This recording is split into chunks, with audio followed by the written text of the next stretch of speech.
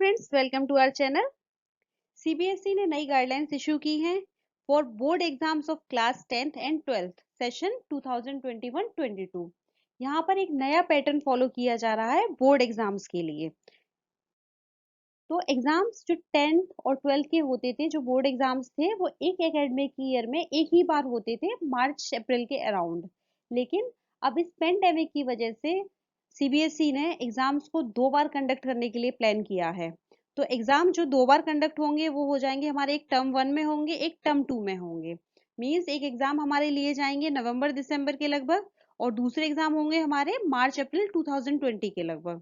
तो जो टर्म 1 है वो जब हमारा फर्स्ट टर्म का एंड होगा, वहां पर बोर्ड टर्म 1 के एग्जाम को कंडक्ट करेगा, जो कि हमारे नवंबर दिसंबर 2021 में होंगे, और जिसे 4 से 8 हफ्तों के बीच में ले लिया जाएगा। और जो यहाँ इसका सिलेबस जो डिवाइड किया गया है वो ये है कि लगभग 50% सिलेबस हमारा टर्म 1 में आएगा और 50% सिलेबस हमारा टर्म 2 में आएगा।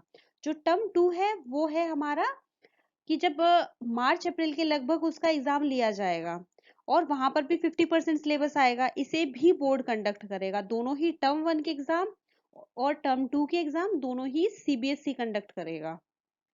यानी कि जो बोर्ड के पेपर हैं वो हमारे बाहर से ही आएंगे। और जो एग्जाम हमारा ये जो टर्म 2 का है वो मार्च अप्रैल के लगभग में लिया जाएगा, जिससे कि बोर्ड ही फिक्स करेगा।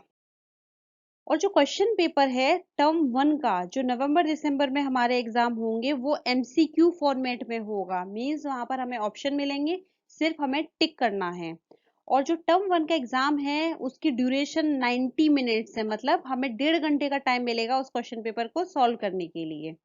और वहीं पर जो टर्म 2 का एग्जाम होगा वो हमारा 2 घंटे का होगा, 2 घंटे का पेपर होगा, और वो हमारा एक डिस्क्रिप्टिव पेपर होगा, जिसमें सारी चीजें आएंगी। हमारे जो लॉन्ग आंसर्स होते हैं, बाकी के जितने भी क्वेश्चंस होते हैं, वो हमारे सभी डिस्क्रिप्टिव फॉर्म में आएंगे। वहां हमें पूरा लिखना है, एक थ्योरी लिखी जाएगी वहां पर। और जो क्वेश्चन पेपर इसका होगा टर्म 1 का भी होगा, जो एमसीक्यू है वो भी हमारा बोर्ड ही भेजेगा मार्किंग स्कीम के साथ। और जो हमारा मार्च अप्रैल में जो एग्जाम होगा उसे भी बोर्ड भेजेगा। यानी कि दोनों ही पेपर हमारे बाहर से आ रहे हैं, स्कूल नहीं उसे करा रहा है, वो बाहर से उसके क्वेश्चन पेपर आएंगे।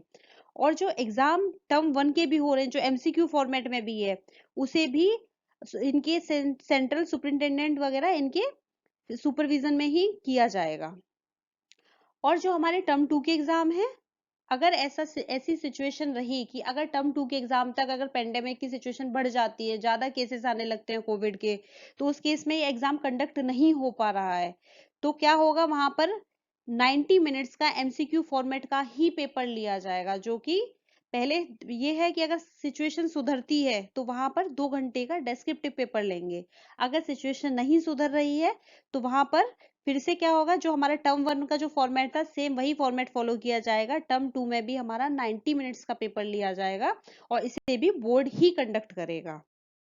और जो टर्म 1 है नवंबर दिसंबर में जो हो रहा है वो होगा हमारा एमसीक्यू फॉर्मेट में। इट मींस वो हमारा ओएमआर होगा, जहां पर कि हमें 4-5 ऑप्शंस मिलेंगे, उसमें से एक ऑप्शन हमें टिक करना होगा।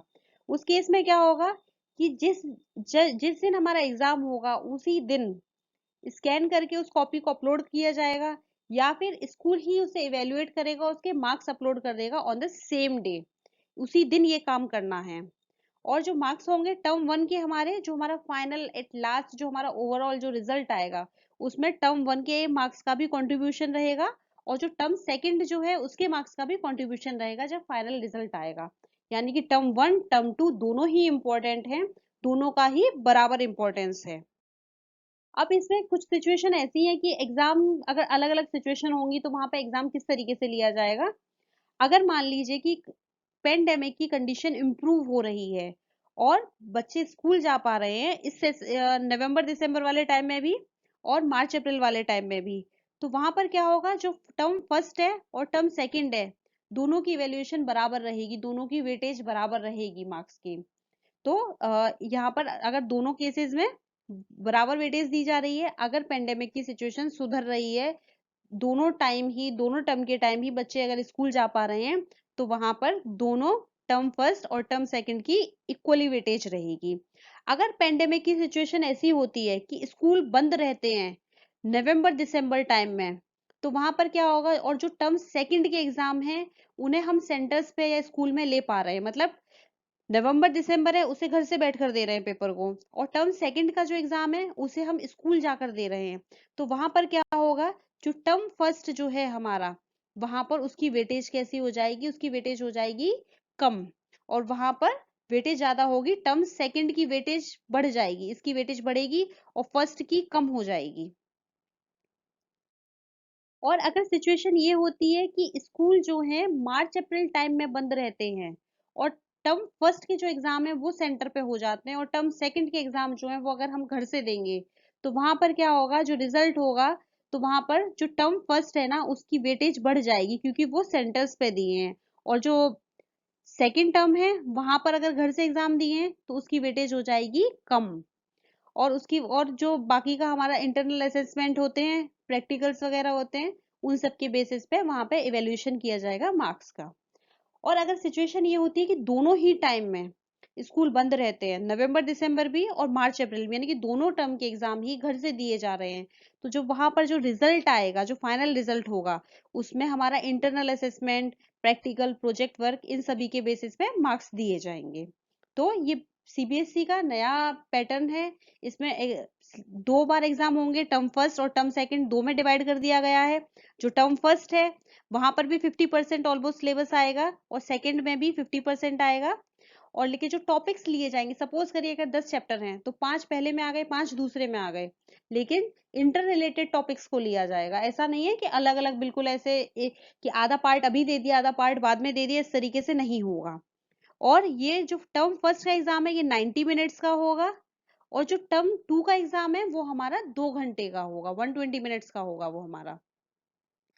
यहाँ पर टर्म फर्स्ट का एक जो पेपर है वो हमारा एमसीक्यू फॉर्मेट में होगा, यानी कि ओएमआर शीट पर लिया जाएगा, और जो टर्म सेकंड का है वो हमारा डेस्क्रिप्टिव पेपर होगा। लेकिन दोनों की ही बराबर इंपॉर्टेंस है, दोनों का वेटेज बराबर ही होगा। अगर सिचुएशन नॉर्मल रहती है, दोनों ही केस में अगर आप सेंटर पर जाके एग्जाम दे पा रहे हो, तो वहां पर दोनों का वेटेज बराबर रहेगा। यानी कि पढ़ाई अभी से शुरू कर देनी है, और अच्छे से पढ़ना है, क्योंकि दोनों ही एग्जाम इंपॉर्टेंट है, आगे की सिचुएशन का कुछ नहीं पता है। तो अच्छे से पढ़िए, और इसमें पूरा मैंने डिटेल में समझा ही दिया है कि क्या पैटर्न फॉलो किया जाएगा, किस तरीके से एग्जाम देने हैं। Thank you for watching this video.